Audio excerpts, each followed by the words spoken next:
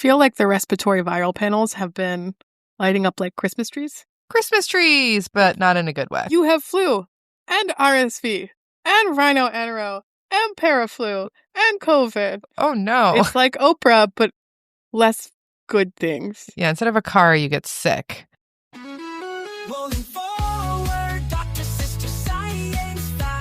Welcome to the Rolling Forward podcast. I'm Dr. Stephanie Rolin.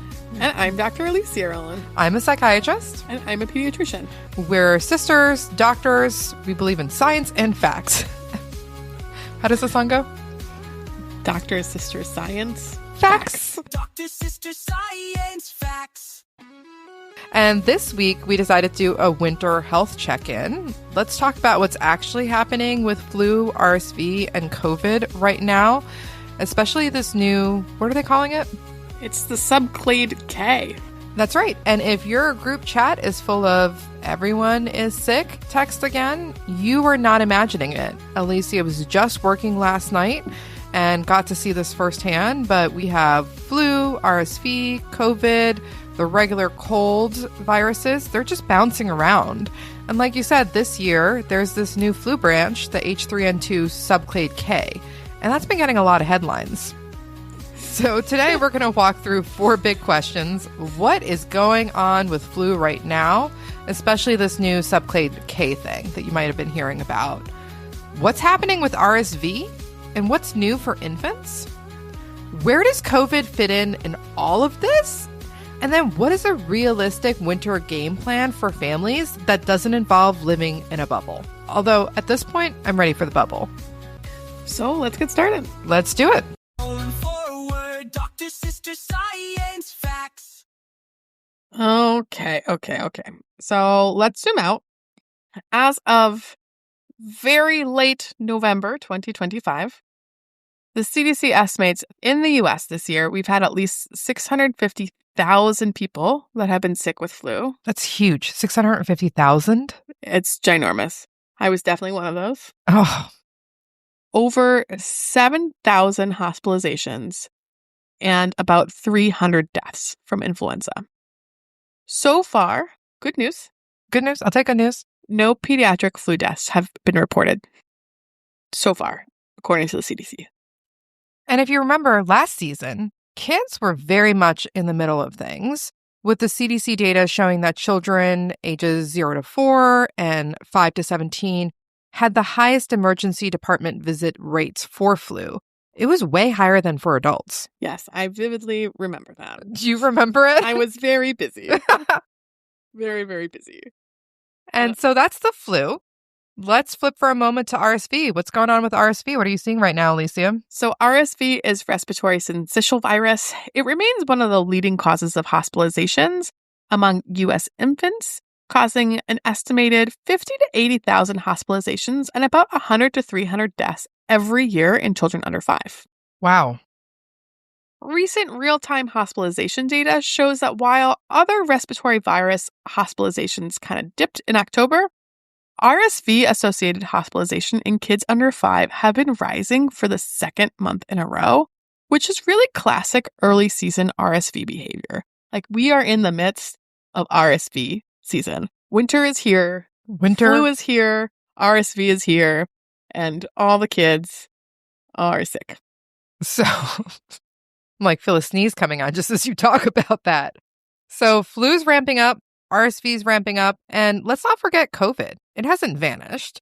Just because it's not dominating headlines now the way that it did back in 2020, it's still here. So, all of this is happening, and let's get into some details. Let's start with flu. So, Alicia, I've been hearing this phrase subclade K, H3N2 subclade K, and honestly, it sounds like a villain from a sci-fi show. But what is it actually? Oh my God, I'm like, it's the supervillain, subclade K.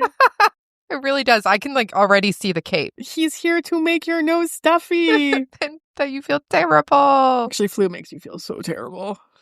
So let's decode this. Influenza A, H3N2 is a mouthful already. Yes. It's one of the main flu types we see every year in humans. Okay, so just for a rewind, for those of us who may not be doing the flu swabs every day, Influenza A is this flu type that has many fast-changing subtypes. It gets defined by these H proteins and these N proteins. So you may remember hearing about H1N1. That's a type of influenza A. Influenza B has only a couple of stable lineages, and then influenza C's much milder infections. So right now when we're talking about the subclade H3N2, this is a type of influenza A, and they change really rapidly. So not only does influenza A change really rapidly, within H3N2, the virus actually keeps evolving. And so if you think about it as a tree with a lot of branches, this subclade K is a new branch that's growing super quickly. This sounds like the family tree, but it's a nightmare. It's like bamboo. It grows so fast and you can never get rid of it. Remember when Mom planted bamboo? That was a mistake. Yeah, the bamboo is probably still there. It's taken over that entire neighborhood. So global analyses show that subclade K took off in the Southern Hemisphere season and now makes up the majority of H3N2 samples in a place like the UK and Japan, suggesting that it might dominate the Northern Hemisphere's flu season that's just getting started. And it's important to look at trends in the Southern Hemisphere in order to predict what might happen in the Northern Hemisphere, because our seasons are flipped and flu just spreads more in winter. So now it's summer in the Summer Hemisphere. They're having a great time. But when we look at what happened during their flu season last winter, which was our summer, it tells us what might be coming for us. And something that everyone is talking about is this idea that the vaccine doesn't match. But Alicia, what does that even mean? So every year, the flu vaccine is picked to protect against the most common subtypes of flu that are in the environment. And the 2025 to 2026 flu vaccine was picked before subclade K really took off. And that happens sometimes. Sometimes flu evolves after we have to make a decision. Ugh. Does that mean that the vaccine is useless? It doesn't mean that at all. And there are a few key points. One, a partial match still matters. Even when there's a mismatch, studies consistently show flu vaccines reduce severe disease and hospitalization, especially in kids and older adults who are at the highest risk. That's amazing. Two, your immune system remembers, it has memory. And so prior vaccinations and infections give cross-reactive immunity. It's not all or nothing. You're not only protecting against H1N1, you're also protecting against other types of flu. That makes sense to me. And then third, real-world data, not just lab assays, will tell us how well the vaccine performs. And those data are still emerging for this specific strain, although it's seeming like, from preliminary data from the UK, that this actually might be less bad than people are talking about.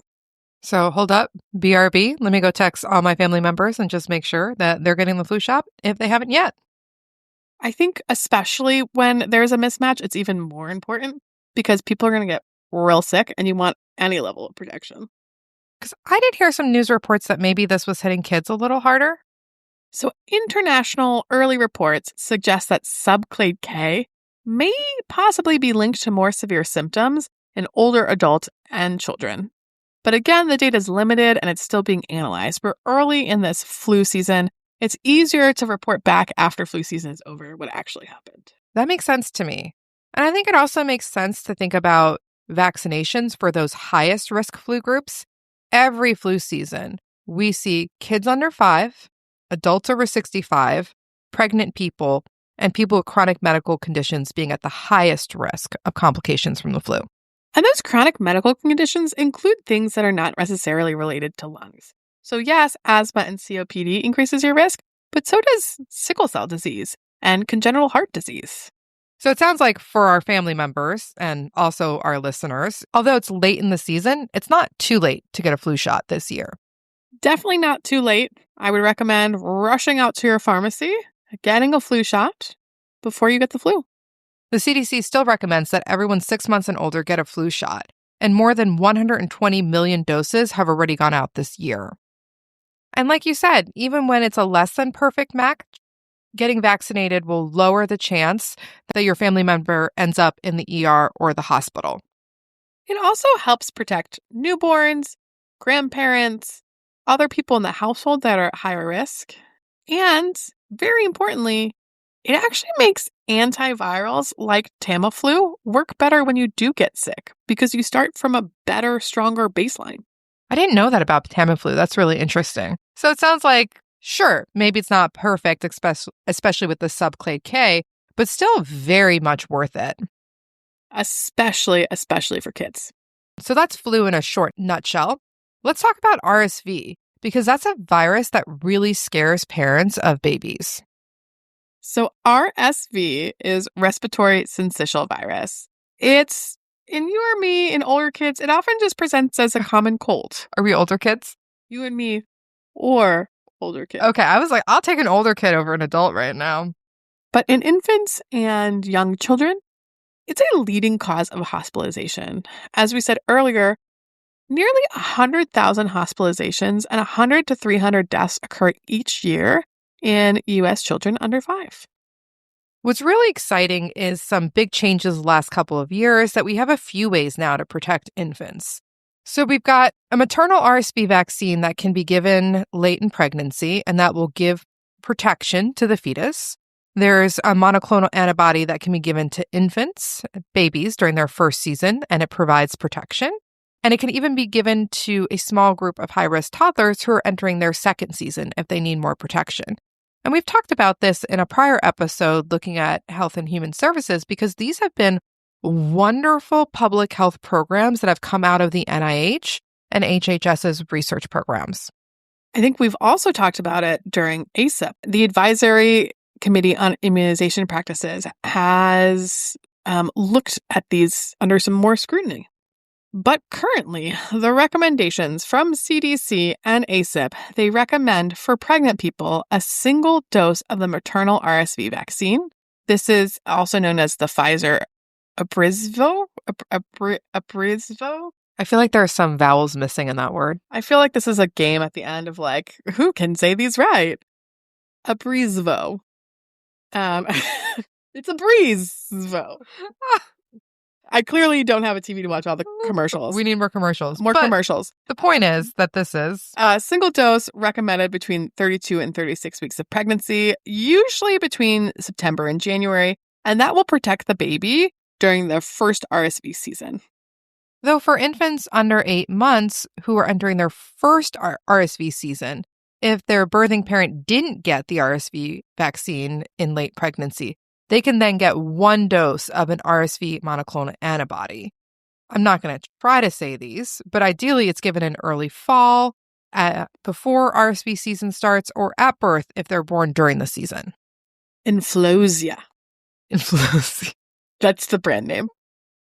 And for high-risk children between 8 and 19 months entering their second RSV season, giving an additional dose of one of the monoclonal antibodies can be recommended. And these are for kids who were born very prematurely, kids with chronic lung disease, with severe immunodeficiencies, or with certain types of illnesses. So the good news is, although RSV is still scary and it's still causing a lot of hospitalizations and deaths among young children, if you're a parent, maybe you're pregnant or you have a young child, there are options. So talk to your OB about the maternal RSV vaccine if you're pregnant, or talk to your pediatrician about these monoclonal antibody options to help protect your child from RSV.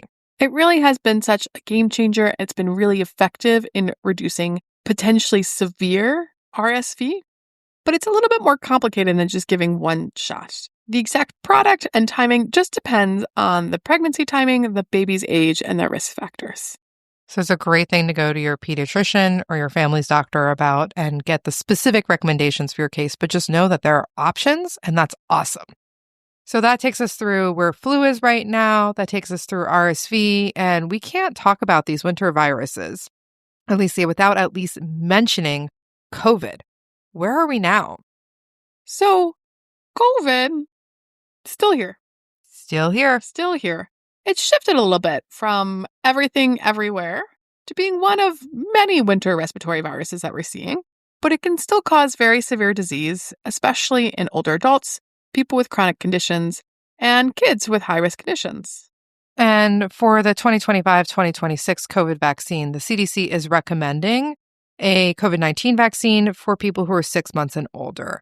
There is this new controversial language about individual-based decision-making, basically shared decision-making. The point is, talk to your doctor about what's right for you and your family. Benefits of the COVID-19 vaccine have been demonstrated for many groups, and the benefits of the vaccine are really clear for people who are at increased risk of severe COVID. And so while the CDC is still recommending COVID shots, weren't there memos going around? Did you read about any memos about how the COVID vaccine might actually be really dangerous? There was some big and pretty unsettling headlines about this FDA memo that linked a very small number of deaths to COVID vaccination among children. And I think looking at that memo, what's really important to note is that these reports are based on an internal analysis done at the FDA. This is not peer-reviewed. And details like the ages, underlying conditions, anything about causality are still not publicly clear. When we look at the science, when we look at large peer-reviewed studies over the last few years, we see that COVID vaccines significantly reduce severe illness and hospitalizations and have a strong overall safety profile, especially when you compare it to the risks of the COVID-19 infection itself. So for families, I think the really practical question right now is, should my child get a COVID shot this season?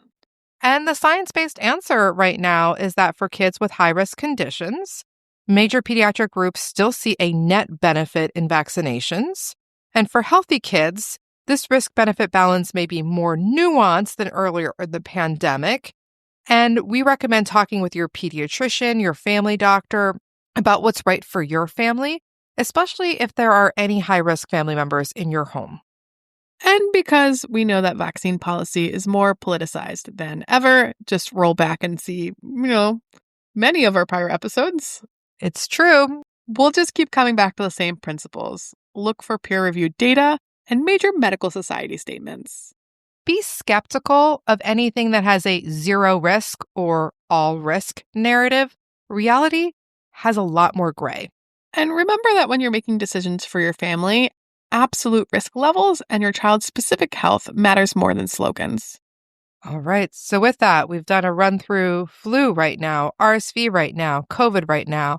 So let's land this. If I'm a parent listening to this right now, give me a checklist of what it is that I need to do. So here's your winter virus family game plan. Less fun than the Winter Olympics game plan. It's true.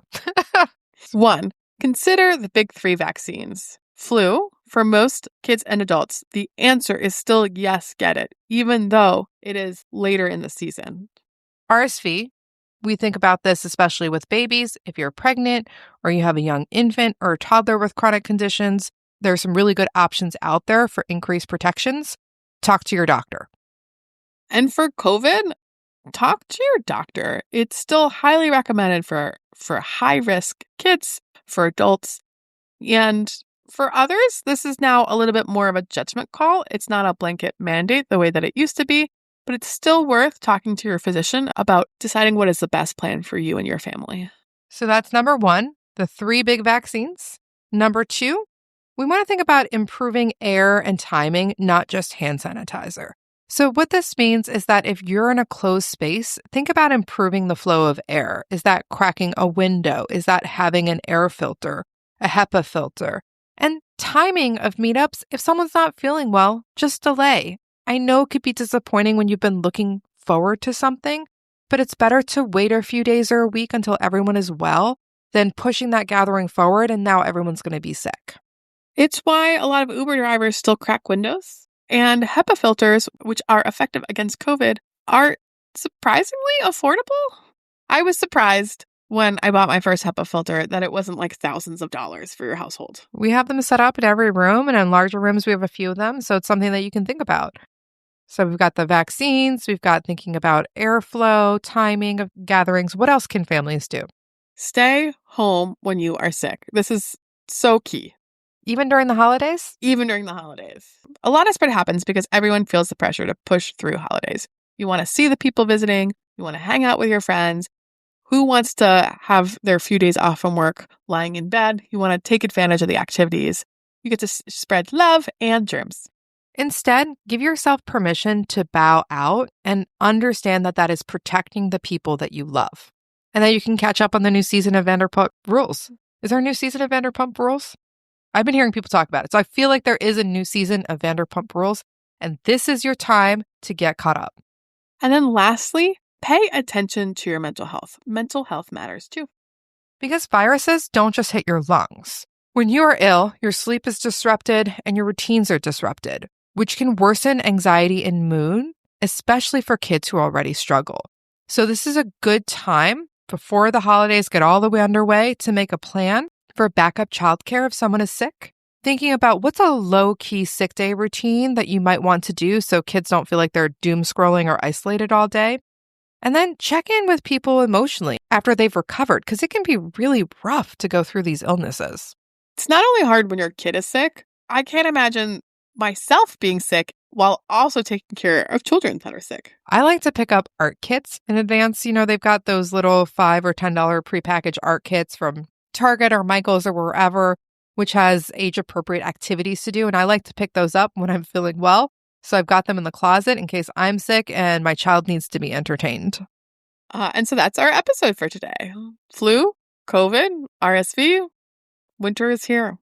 Flu is here. H3N2 subclade K is real, and vaccines still matter. Especially for preventing hospitalizations. And for RSV, yes, it remains a large threat for infants, but we have new powerful tools. And COVID has moved from being the predominant virus to one of the many viruses in the background. But stay vigilant. It still is causing a lot of hospitalizations and deaths, and your family has options to protect yourself. And remember, your family's plan, it doesn't have to be perfect. It just has to be intentional. A few well-chosen steps, like making sure your vaccination coverage is up to date, thinking about ventilation in your home, having a plan to stay home when you're sick, these things can go a long way. And that's our show for this week.